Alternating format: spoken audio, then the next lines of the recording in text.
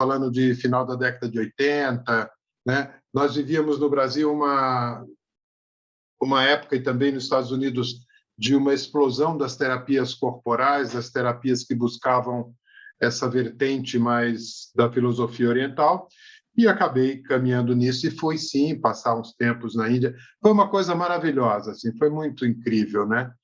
Primeiro que eu acho que quando você sai do Brasil, nem é só pelo turismo, pelo que você vê, é porque você descobre que as coisas podem ser diferentes de como são aqui, né? Quando você vai para o exterior, pode ser qualquer exterior, mais ou menos desenvolvido que o seu país. Você descobre que as coisas podem ser diferentes. E aí você percebe que se aqui são desse jeito, é porque nós escolhemos assim. E se escolhemos, podemos reescolher. Então, eu acho que viajar para o exterior, nem que seja um pouquinho, abre a cabeça de um jeito. Então, o primeiro impacto para mim da Índia foi isso, né? E além dos caminhos espirituais e das meditações que eu pude viver lá, né? Teve muito a ver com a minha transformação, inclusive, da escolha de ser médico, né, no fim das contas. E enfrentar um curso de medicina e depois enveredar pela psiquiatria, né? Olha, Carlos, primeiro a escolha pela medicina, né? Na verdade, eu sempre quis ser médico, mas eu acho que eu tinha no meu imaginário que isso não era para mim, que eu não daria conta de passar no vestibular de medicina, ou que depois eu não daria conta de pagar uma faculdade. Tinha uma certa ideia desse tipo. Mas esse tempo na Índia, né, ele me modificou pessoalmente, né? Uma das conquistas de lá foi que, quando eu voltei de lá, eu voltei com algumas coisas mais resolvidas. É interessante, é a velha história. Você busca longe o que você está querendo, quando você percebe que é aqui, está aqui. Assim, eu fui para a Índia, viajei, fui para a Europa, viajei para a Índia, fiquei lá, fui com o mestre, fiz um monte de coisa. E aí, quando eu voltei, eu me dei conta que eu tinha voltado assim muito mais inteiro para o meu casamento, por exemplo, e para mim estava ficando claro que aquele meu desejo de ser médico ainda estava ali. E aí teve um episódio que eu considero assim curioso, né? Pelo meu amor aos livros. Então, eu voltei da Índia, eu era psicólogo, trabalhava, ganhava meu dinheiro, me sustentava, né?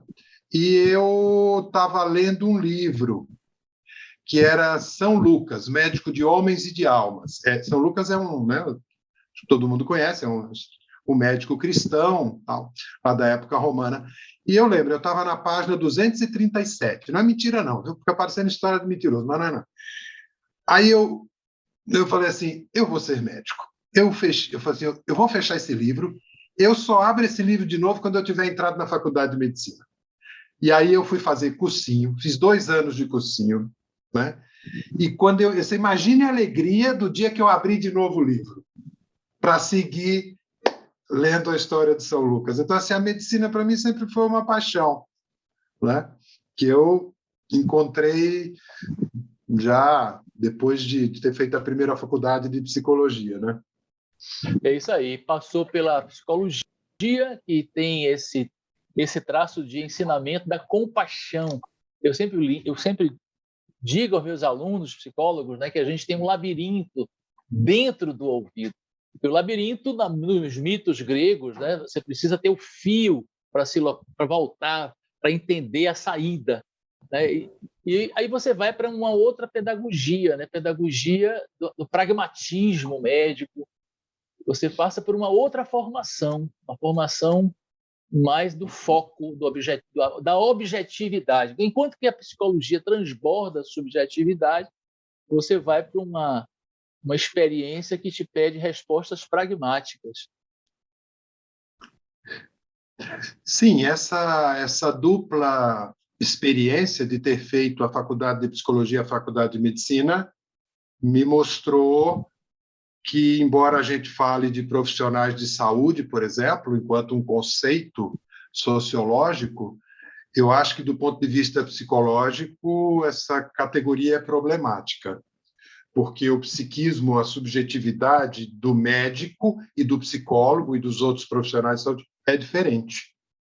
Vou falar claramente, eu acho que os médicos são educados, são formados no que a gente pode chamar de uma pedagogia tensa. Eu vou usar uma palavra forte, uma pedagogia da humilhação. E ela é boa. É a pedagogia da dor. Pela dor a gente aprende, a gente, né, não esquece certas coisas. E nós psicólogos, Carlos, né, aí somos nós.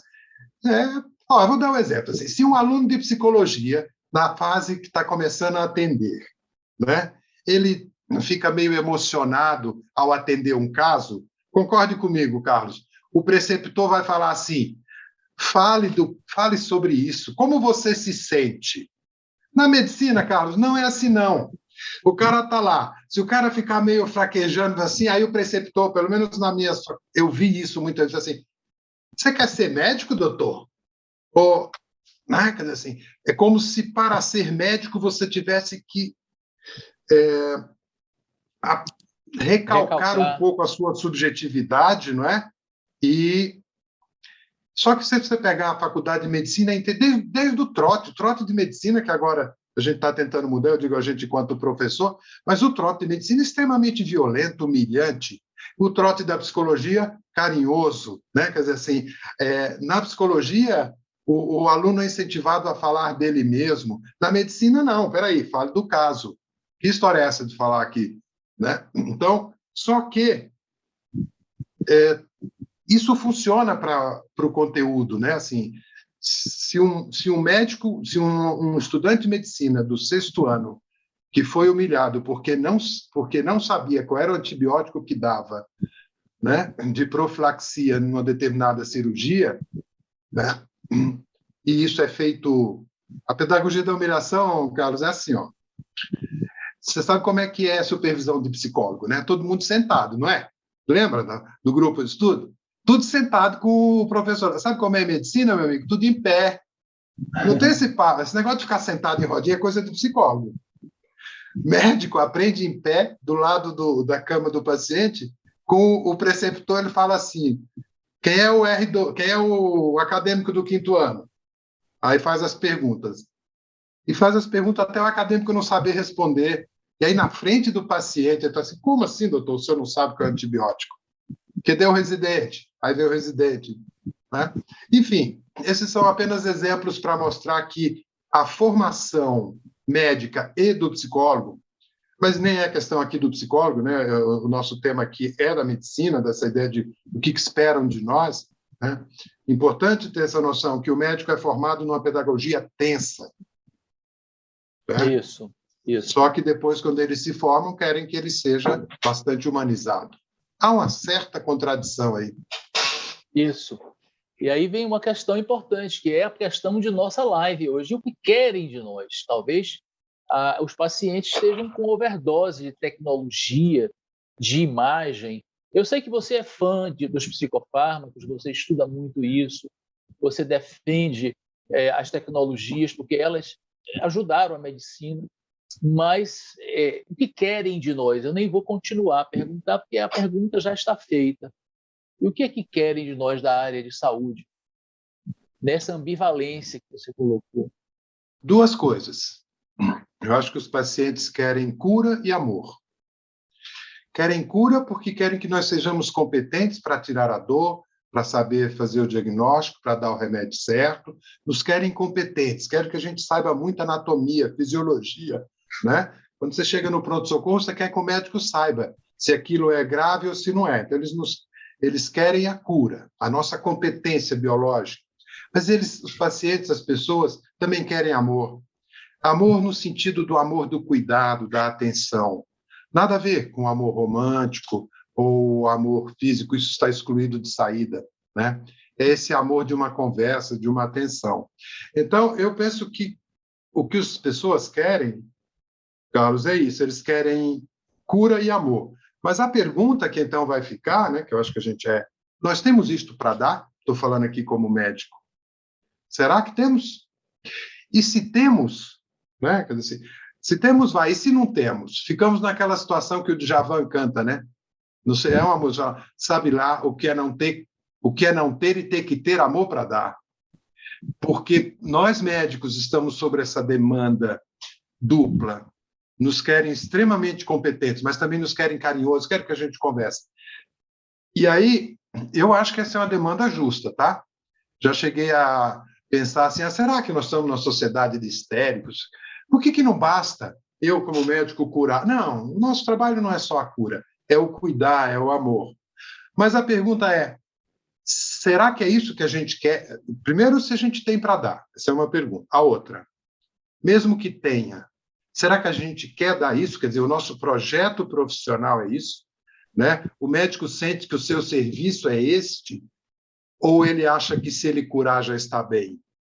Será que o médico na UTI, cuidando da paciente, quando a enfermeira fala, doutor, ó, a mãe desse menino está lá fora, quer falar com o senhor. O que passa na nossa cabeça de médico ali, apressado? Se essa mãe faz parte do meu serviço ou ela está roubando o tempo que eu devia cuidar do paciente? Né? Quer dizer, quando um paciente quer conversar comigo, quer conversar comigo, qual é o nosso projeto profissional? Será que a gente tem um encontro com a sociedade, Carlos? Ou há uma certa tensão entre o que as pessoas esperam e o que nós médicos temos para dar? E se é o que queremos enquanto projeto de atuação, né? Isso aí, eu acho muito rica esse dilema, acho importante pontuar isso aí. Eu tive algumas experiências acadêmicas, fui professor de atenção, o psicólogo na atenção primária à saúde, na Universidade Estadual aqui, e as minhas alunas psicólogas, futuras psicólogas, me falavam, por exemplo, da indiferença da equipe de atenção primária para as mulheres mastectomizadas.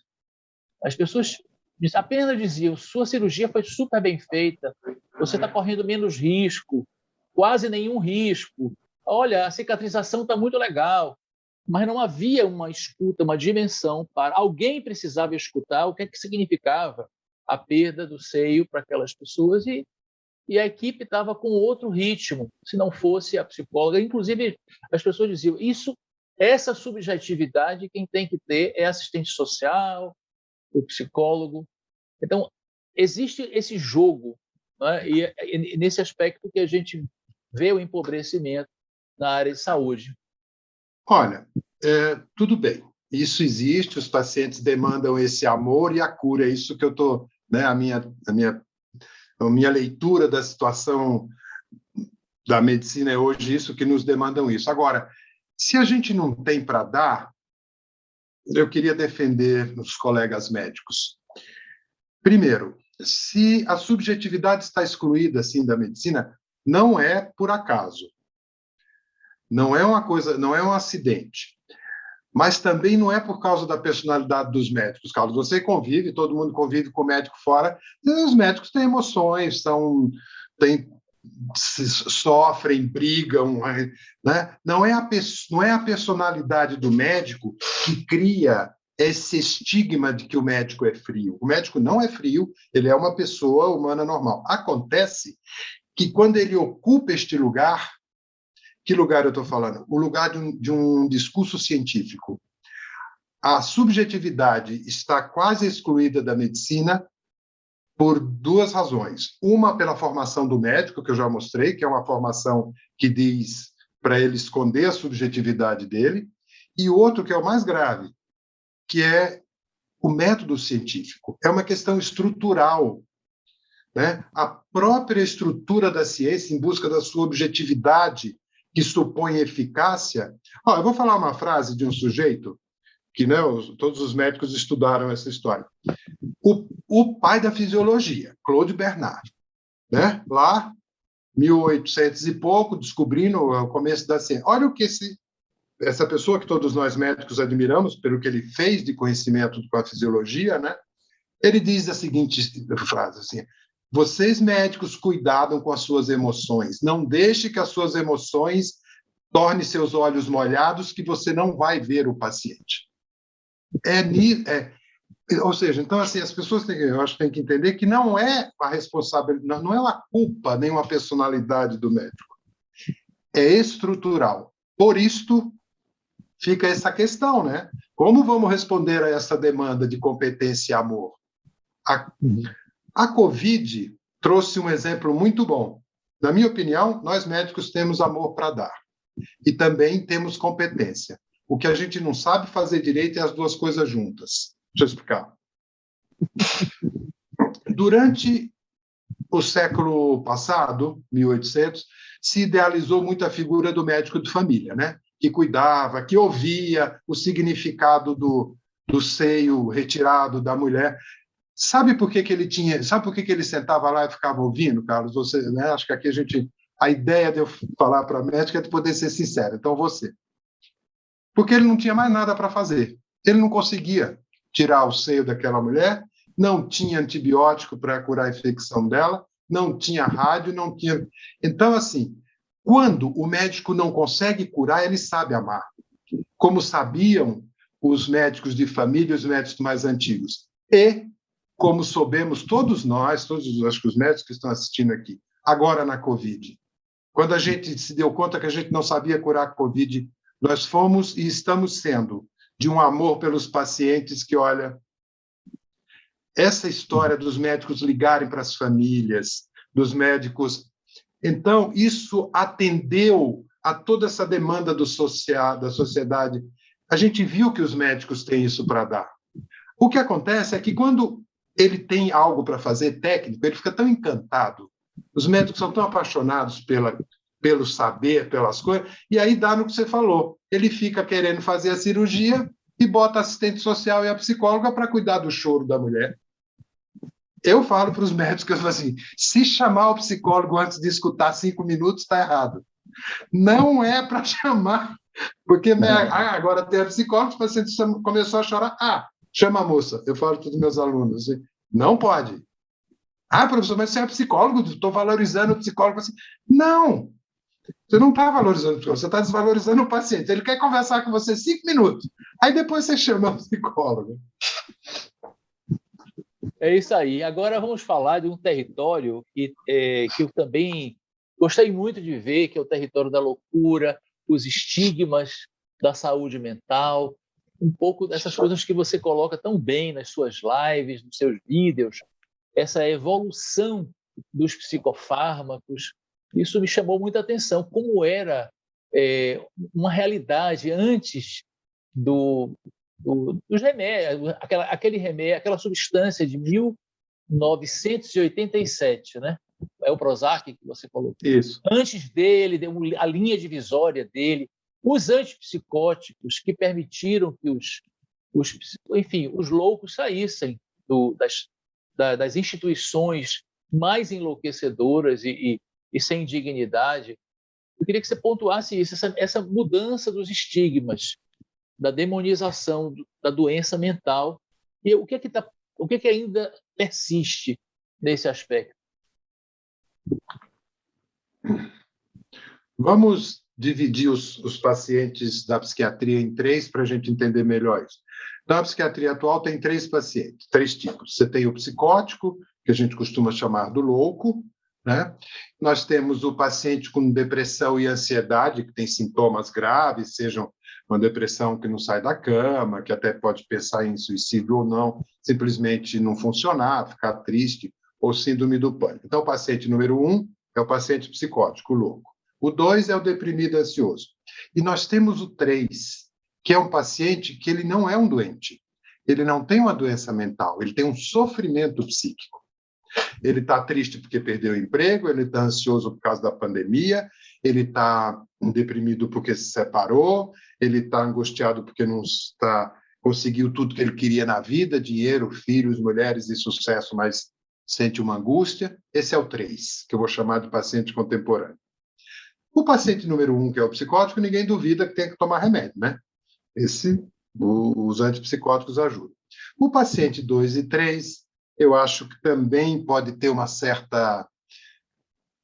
alguns psicólogos ou psicanalistas poderiam achar que não era o caso de tomar remédio, mas o problema, Carlos, é o número 3 agora, que são pessoas que procuram os psiquiatras, não estão doentes, estão sofrendo. Mas acontece que de 87 para cá tem um remedinho que parece que vale a pena tomar, que é os novos antidepressivos. porque os antigos davam tanto efeito colateral, engordava, dava diabetes, síndrome metabólica, fazia mal para o coração, que ninguém que estivesse triste pensava em tomar remédio, porque era uma bomba.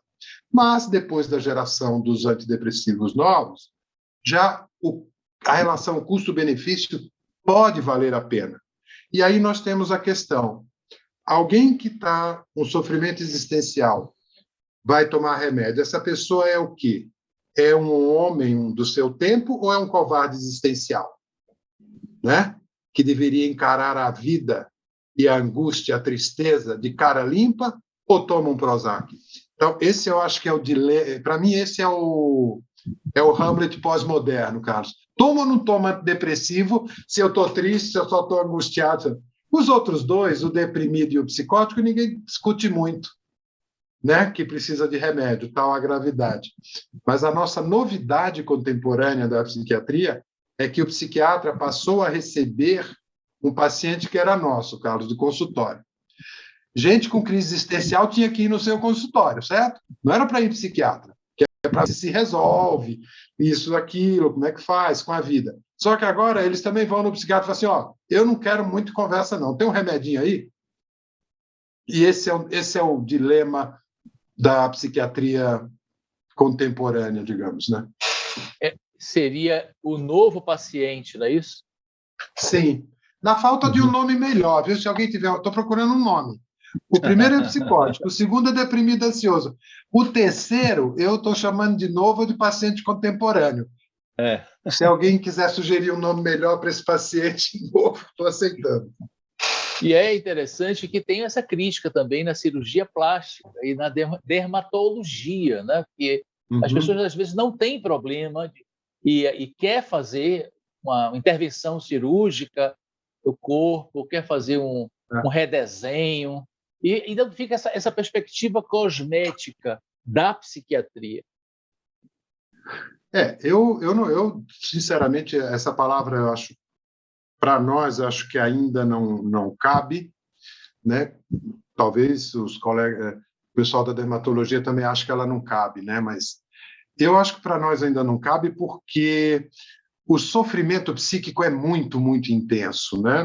No paciente 2 e 1. Agora, nesse paciente novo, contemporâneo, né? Talvez, eu acho que essa é uma questão mesmo. Mas por que ninguém chama a nós, agora vou falar nós psicólogos, de cosmético, Carlos? E nós sempre recebemos esses pacientes, é ou não é? Qualquer pessoa que o infeliz ia para a terapia, ninguém chamou a gente de psicocosmético. Só que paga-se um pedágio, né? Que é o tempo. A palavra, paga-se o pedágio, né? E na verdade a galera quer, na cultura da aceleração, eu quero um doping. Aliás, a palavra doping das Olimpíadas, eu acho que é importante isso, né? Você quer concorrer sem ética, porque você vai tomar um doping. Então, na vida prática é isso. A pessoa não tem doença nenhuma, mas é um concurseiro e se entope de remédio para aumentar o cognitivo. E é uma coisa que você percebe também, né? Essa busca agora, só para apimentar um pouco essa discussão. Tá, a gente não gosta, e eu também não gosto e não faço, né? Dessa ideia de dar esses remédios, vamos chamar de pró-cognitivos, tá? Que é uma das linhas de desenvolvimento da psicofarmacologia, são os remédios que aumentam a inteligência. E se eu disser que a gente vai começar a dar isso aí para os controladores de voo, para os cirurgiões, para os caras que não podem errar, nós vamos topar enquanto sociedade ou também vamos começar a achar que isso é doping? Né? Eu não sou a favor desses... uma vez me procurou um paciente, falou: o que você tem? Ele falou assim: doutor, vou ser sincero, eu não tenho nada. Eu falei: você não tem nada, vai fazer o quê? Aí eu vim aqui porque eu quero esse remedinho aí, porque eu vou fazer provas de concurso. Aí eu falei assim: não vou poder te dar e tal, né? Aí ele falou assim: o senhor está fazendo um problema, doutor Alfredo, porque o senhor está me jogando no submundo. Eu vim aqui, honestamente, pedir para o senhor me dar, o senhor está dizendo que não vai dar, o senhor sabe que eu vou comprar ali na esquina, né? Eu falei: eu só posso fazer a minha parte, meu amigo, eu não vou te dar. Então, nós temos, sim, esta fronteira aí. A psiquiatria está diante desse, como você disse, desse dilema, né? São esses portais, né? E a gente está vivendo agora numa sociedade marcada pela aceleração, individualismo, narcisismo. Agora vamos atender aqui a uma demanda da pediatria que olha com carinho para a criançada, para os adolescentes, que também estão em transformação e têm também as suas adições, suas ansiedades. Então, como é que é a cena, como é que é o paciente psiquiátrico infantil e adolescente na cena contemporânea? Como é que você está vendo eles chegando no consultório? Antes de falar deles chegando no consultório, me permita aqui contar uma história em relação aos pediatras, né? No meu tempo de faculdade, eu tinha dito para mim que eu nunca seria pediatra, né? Vou explicar por quê, né? E eu falei, quando você me convidou, eu falei, eu preciso contar essa história. Primeiro que eu tinha uma certa admiração, mas que era um pouco de desconfiança dos pediatras. Eu vou contar para vocês assim, ó. Eu, nos meus primeiros anos lá do estágio, lá do 5º ano da pediatria, eu simplesmente não entendia como é que o sujeito é capaz de fazer a ausculta pulmonar de uma criança chorando. O menino está lá berrando, aí eu olhava e falo assim, estertores subriquebritantes. Eu falei, esse cara está inventando isso. Não pode estar falando sério. Como é que ele ouviu? Depois eu descobri que tinha técnica, a minha desconfiança virou admiração, né? Mas era uma admiração que eu não tinha jeito para trabalhar com criança. Então, dentro daquelas matérias da faculdade, não vou ser nunca pediatra, mas a vida cobra, né? Sabe onde foi meu primeiro emprego? Depois que terminei a residência de psiquiatria, chamava-se Ambulatório da Criança. Foi a oportunidade, e eu adoro hoje, eu atendo criança e adulto, né? Mas no meu tempo de faculdade, a pediatria para mim era uma coisa assim que... Né? Porque tinha... Enfim, uma questão pessoal. Mas, então, assim, os pediatras têm a minha admiração, embora já tiveram a minha desconfiança, que eles ficavam inventando aquela ausculta pulmonar lá, que não bate. Como é que você escuta alguma coisa com um berreiro? Com arte, né? Que vocês desenvolvem. Isso. Bom, isso aí. Mas respondendo à sua pergunta, eu acho que a pediatria tem nessa assim, o que querem de nós, o que querem dos pediatras, né? Vou responder a pergunta desse jeito. Eu acho que antes de dizer o que a sociedade quer dos pediatras, eu preciso comentar o que os outros médicos querem dos pediatras. Eu acho que a pediatria recebe uma demanda que eu não sei, vocês pediatras, como é que vocês enxergam isso. Que assim, todas as especialidades querem que o pediatra faça diagnóstico precoce de tudo. Por exemplo, o endócrino quer que o pediatra veja os primeiros sinais lá na infância de problemas metabólicos. O neurologista espera que o pediatra veja os primeiros sinais, né? O cardiologista espera que o pediatra veja os primeiros sinais de qualquer cardiopatia. Eu fiquei pensando assim, é uma mega triagem que a gente espera dos pediatras. Quanto tempo leva uma consulta, então? Eles vão ter que, além de cuidar da puericultura, né, das crianças crescerem, das doenças, e ainda tem que atender a toda a demanda de toda a medicina que espera que os pediatras peguem, né, porque a medicina hoje está deixando de ser tão curativa para ser preventiva, né? Então, eu acho que tem uma demanda em cima do pediatra que eu não sei se é realista. Essa é até uma questão. E aí, chegando hoje, né, na sua pergunta mesmo, de qual é a cena do consultório. Aí, o que as pessoas esperam do pediatra? De novo, a coisa de competência e amor. As famílias acham que pediatra, além de saber de doença, talvez os pediatras tenham esse amor que eu vou falar aqui em forma de cuidado, né? Então, as pessoas acham que o pediatra sabe como criar filhos, né? Que o pediatra sabe como resolver aquele problema do adolescente que não sai do celular, da rebeldia, né? E alguns pediatras sabem, né, que se especializaram nessa questão da adolescência ou da parte da educação. Então, no pediatra é muito evidente essa busca por competência e amor. No caso do amor, é de orientação. As famílias esperam que o pediatra oriente não sobre saúde só, mas sobre educação, sobre como viver. Só que, vamos ser sinceros, Ninguém sabe direito como criar os filhos hoje em dia. Quem diz que sabe, na minha opinião, está inventando. Porque qual é a situação? Nós estamos numa passagem de geração, né? E esta geração está acontecendo o seguinte: os pais perderam o poder em cima dos filhos. Então, há um decréscimo do poder parental. Concordem comigo, né? Não estou nem falando de castigos físicos, não é isso. Mas o próprio poder, a gente não controla mais nossos filhos, né? Ficamos todos desesperados quando eles começam a ficar pré-adolescentes. Só que, junto com o poder parental, que tem a ver com essa sociedade pós-moderna, de desvalorização da autoridade, de um fracasso dos grandes modelos, dos grandes temas, né? Dessa liquefação do poder parental, junto com esta diminuição do poder, está acontecendo uma outra coisa, um aumento do amor dos pais pelos seus filhos. Eu acho que a gente nunca viveu uma época onde os pais são tão apaixonados, fazem qualquer... Não foi sempre assim, viu? Você fazer tudo pelos filhos, não. Tinha um tempo que criança não entrava nem na sala, que criança era cuidada pelas outras. Então, essa valorização amorosa, afetiva do laço, o laço amoroso está intenso e o laço do poder fraco. Ou seja, não mandamos nada nos nossos filhos e amamos acima de tudo. Qual é o fim dessa equação? Ansiedade parental. Uhum.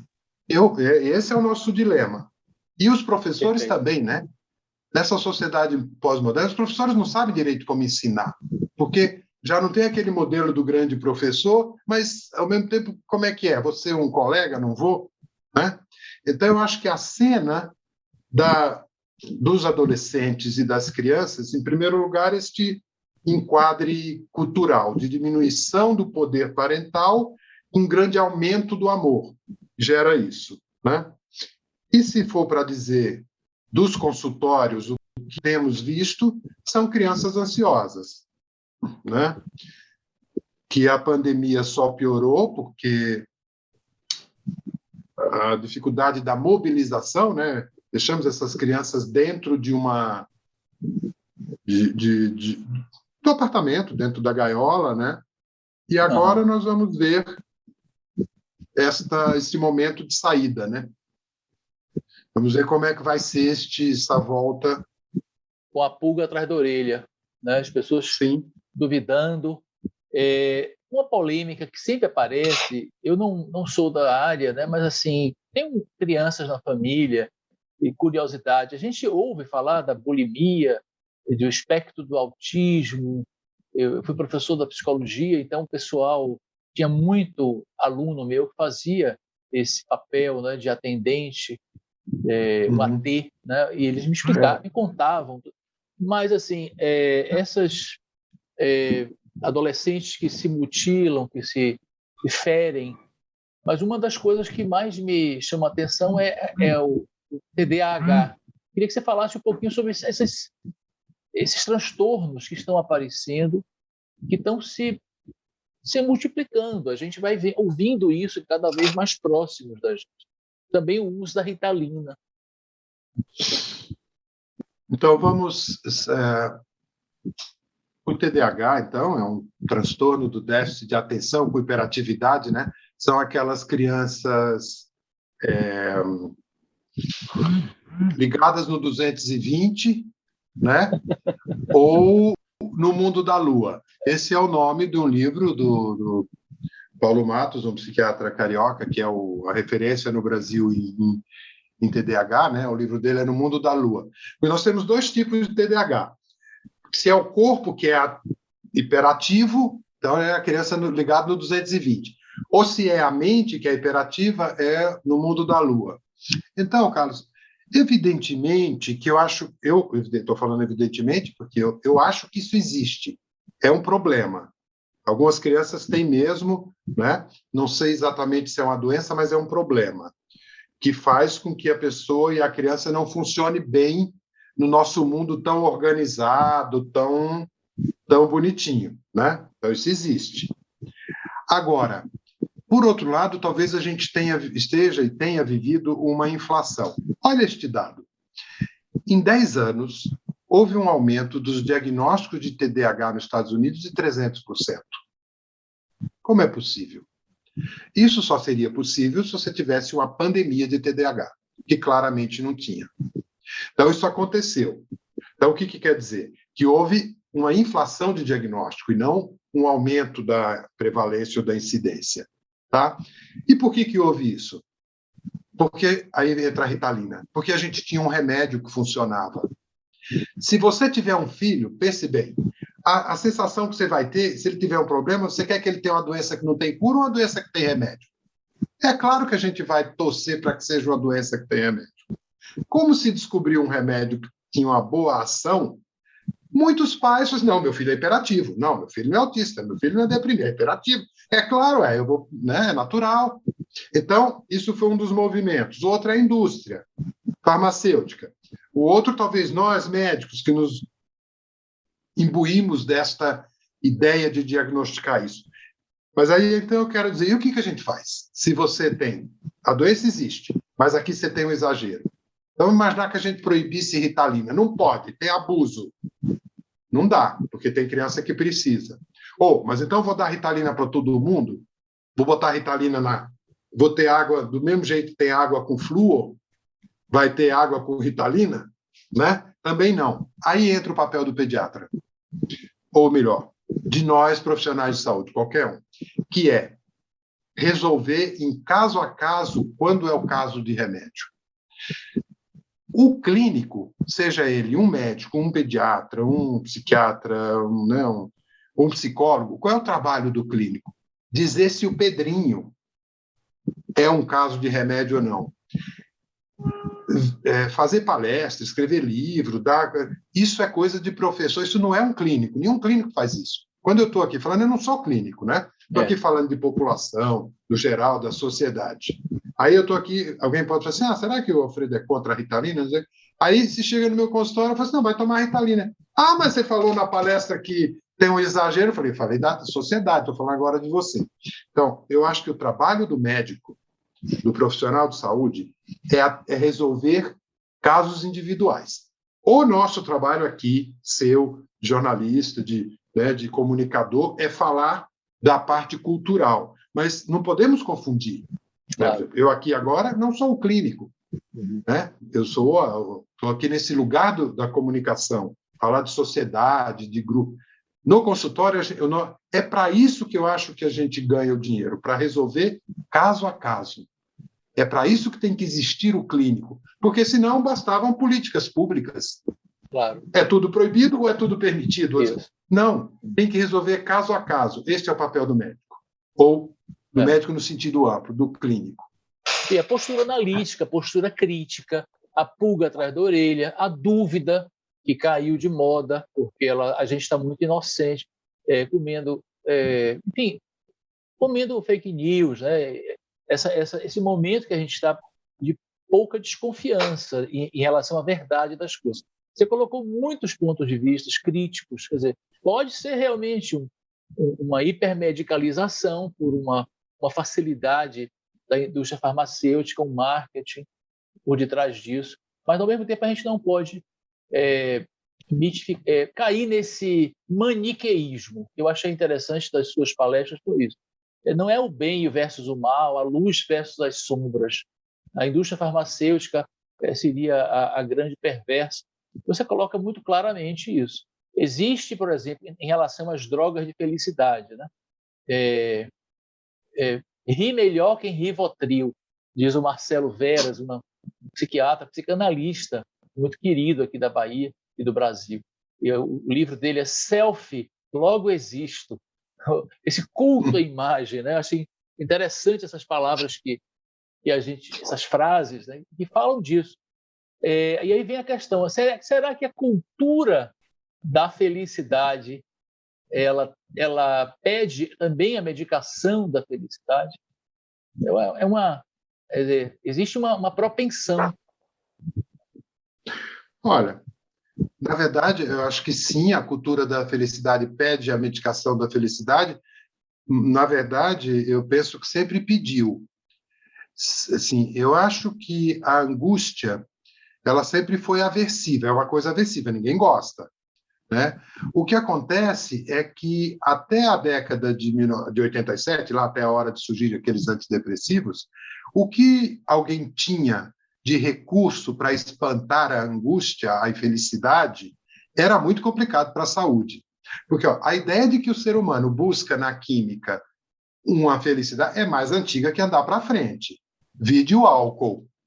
Eu desconfio que os macacos, quando desceram das árvores e começaram a caminhar pela floresta, já foi mascando uma folhinha que deixava ele de barato.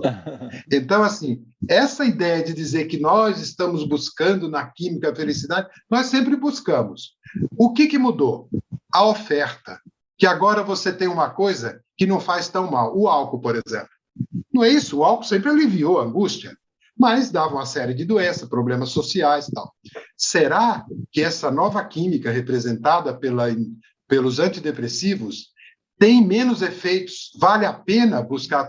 O que mudou foi a oferta, Carlos, porque a busca do ser humano por calma na química é mais antiga que descer da árvore, é desde o tempo de que descemos da árvore. Agora, vamos mudar um pouquinho para puxando um pouco para essa questão da escuta amorosa. E você também trabalha com adultos, trabalha com casais que estão sob esse bombardeio de ansiedade e pânico. Como essa disponibilidade de escuta? Eu acho isso muito forte, muito importante. A doutora Luciana está lançando essa pergunta aqui para a gente. Eu sei que esse papo de escuta no casamento é fora de moda, né? E lá vem esse negócio de DR, de discutir a relação. Mas eu tenho algo a dizer. É assim, ó. Ou o casal discute um pouquinho a relação, ou vai discutir muito na relação. Vou explicar. Sabe quando você começa a brigar porque o outro bateu a porta muito forte do carro, porque você fala quem que escolhe o restaurante. Quando você começa a brigar por coisa boba, é porque tem coisa importante que você não tem coragem de falar. É ou não é? Pelo menos é assim comigo. Deve ser assim também com vocês, com todo mundo. Né? Quando você começa a ficar irritado com o seu parceiro por picuinha, pode falar assim, ixi, tem alguma coisa séria que eu não estou dando conta nem de perceber ou muito menos de falar.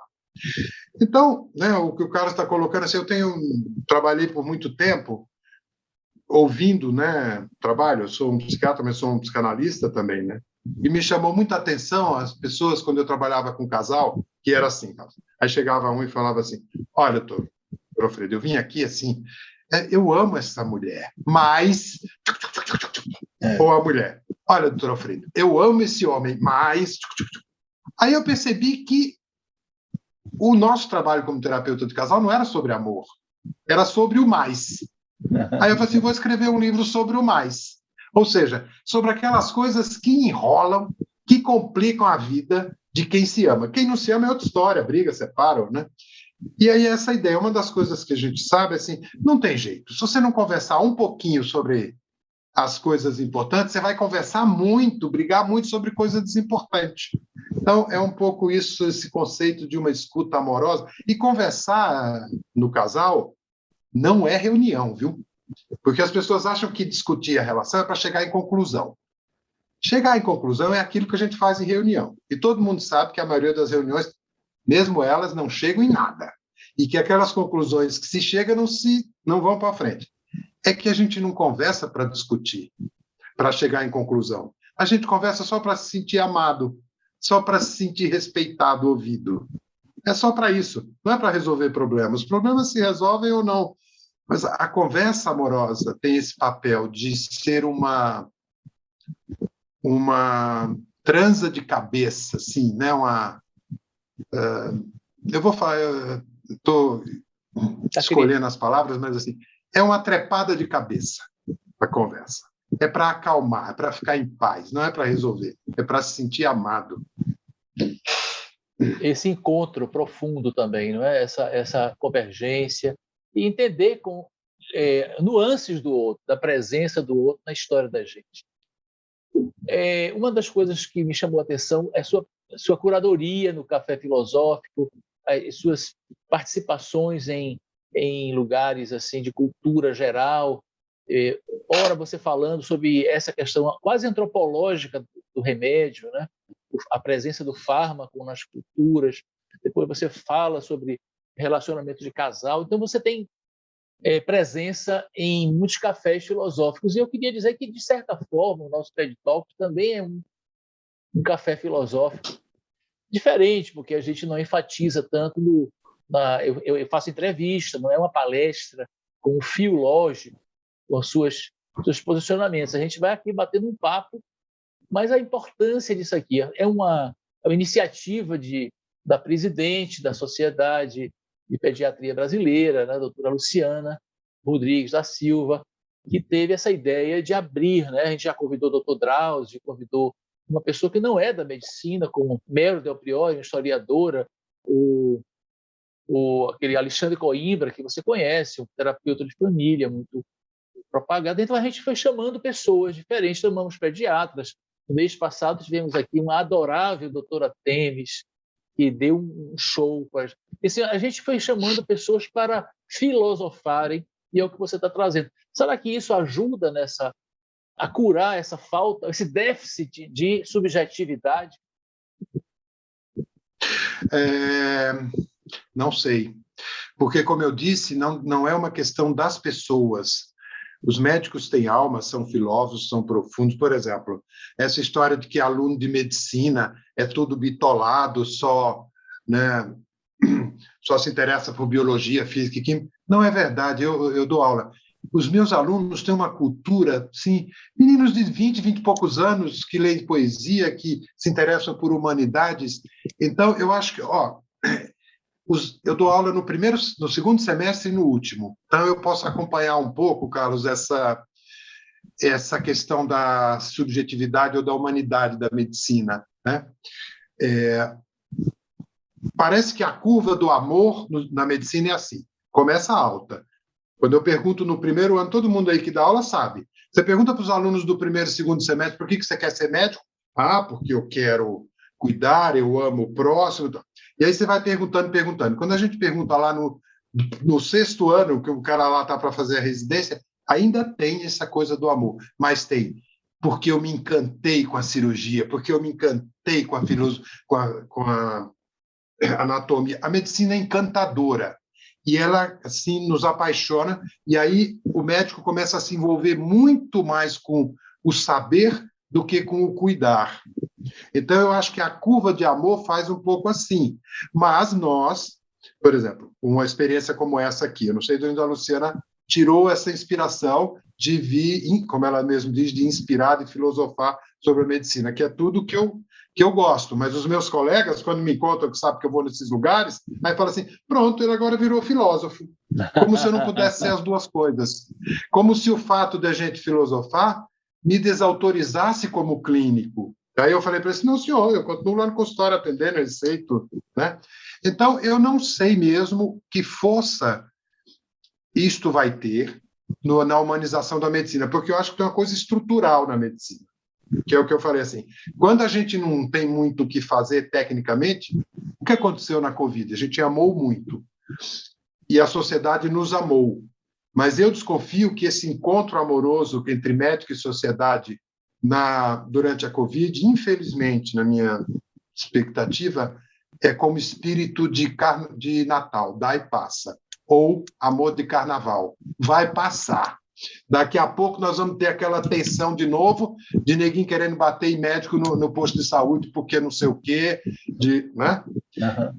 Então, agora né, só vou levantar uma ideia, a gente não vai ter tempo disso, mas já comecei a falar um pouco com a Luciana outro dia. A medicina passa por muitos processos. Um deles é a feminilização, né? Cada vez mais, mulheres. E o outro é a juvenização. São cada vez mais jovens e cada vez mais médicas. Isto vai ajudar, Carlos, a trazer uma subjetividade para a medicina? Ou essa simples pergunta já é machista, supondo que as mulheres são mais subjetivas que os homens? Mas então, assim, eu estou querendo criar um observatório da medicina para ir fazendo esse olhar, já foi, esse é um título que vem lá da PUC de São Paulo, mas de continuar essa ideia, de olhar antropologicamente a medicina. E eu acho que, né, você, a Luciana, ao propor este programa, estão fazendo isto, né? Olhar a medicina desse ponto de vista mais antropológico, né? Exatamente. Com meus alunos de psicologia, eu sempre elejo um padroeiro da psicologia, que é o São Raul Seixas. E a frase dele é metamorfose ambulante. Eu só quero ser uma metamorfose ambulante. Ou a Santa Rita Lee, né? Somos mutantes. E, claro, então, assim, a lógica linear, ela não dá para a gente entender o humano. A gente precisa de uma lógica de contradição, uma lógica mais móvel, né? uma plasticidade para essa compreensão. Eu queria convidar a doutora Luciana, a gente está chegando ao fim do nosso evento, doutora Luciana, para participar aqui com a gente e dar sua palavra e fazer esse fechamento. Eu achei magnífica a exposição de Alfredo. E era exatamente isso que a gente esperava, Alfredo. Porque esse programa é exatamente para a gente fazer as pessoas ampliarem sua percepção. Eu concordo com duas coisas que você e Carlos falaram. Uma, da análise crítica que nós temos que ensinar o jovem a ter. A outra, com a individualização de cada paciente. Cada paciente é diferente do outro.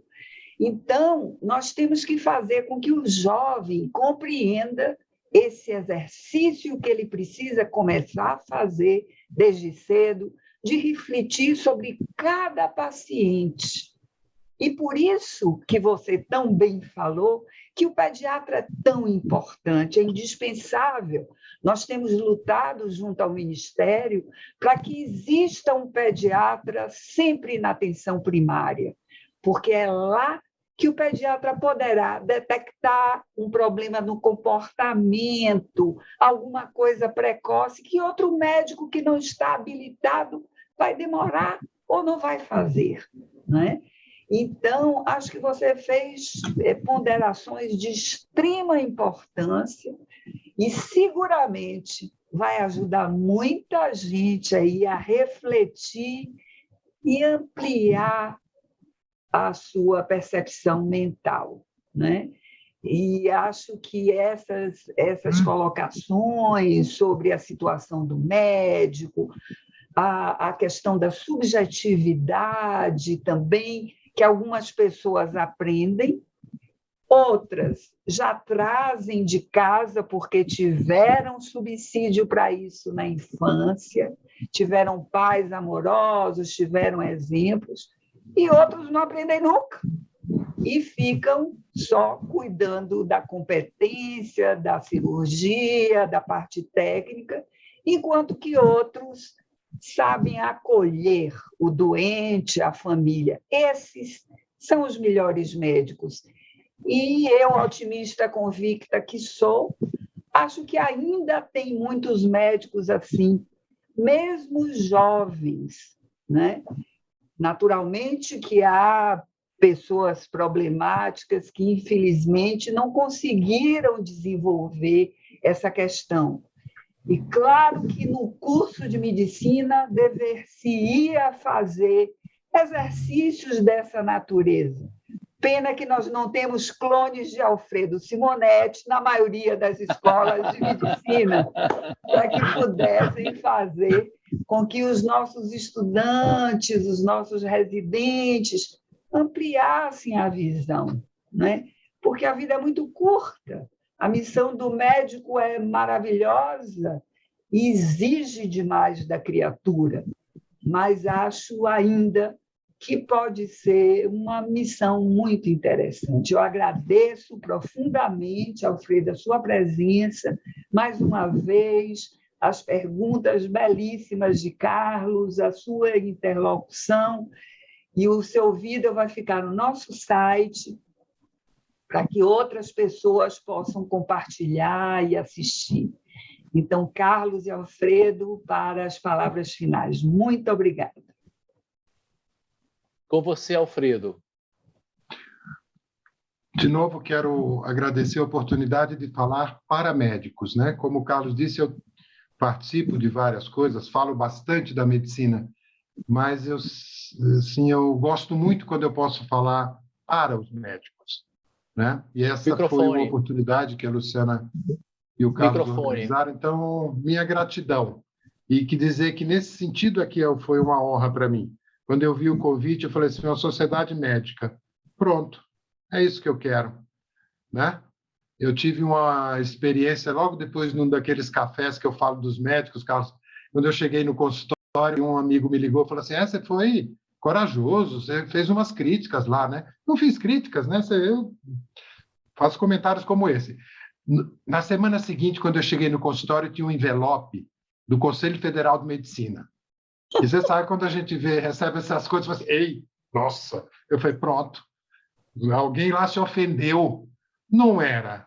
Era, pelo contrário, a Comissão de Humanização da Medicina, o cara viu, gostou, me chamou lá para participar de uma reunião. Então, para mim é mesmo uma honra vir aqui, ir lá, falar para os meus colegas médicos, né? Então, muito obrigado a vocês por organizarem isso. Muito obrigado mesmo.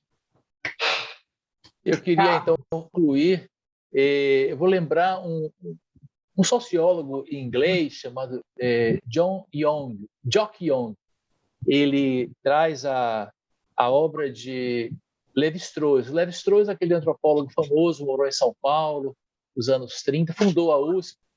E Lévi-Strauss era muito impressionado com a antropofagia, as práticas canibais. E esse rapaz, esse sociólogo, ele pega a ideia do canibalismo para entender a loucura, para entender o problema da saúde mental. As sociedades indígenas devoravam o louco, ou seja, assimilavam. As sociedades tradicionais tinham um lugar. Temos que engolir, temos que mastigar e reprocessar. E aí ele contrapõe, hoje em dia, a uma cultura bulímica, a cultura que expele, a cultura que rejeita, que coloca aqueles bairros lá de sarciseiros, né, de usuários de cracolândias.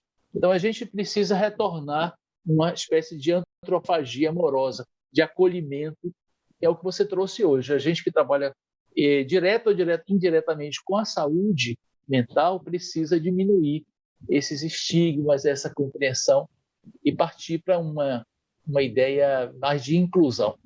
E, com isso, a gente conclui mais um evento do TED Talks com a participação brilhante desse nosso novo amigo aqui, o Alfredo. Um abraço a todos e boa noite. Uma beleza. Boa noite.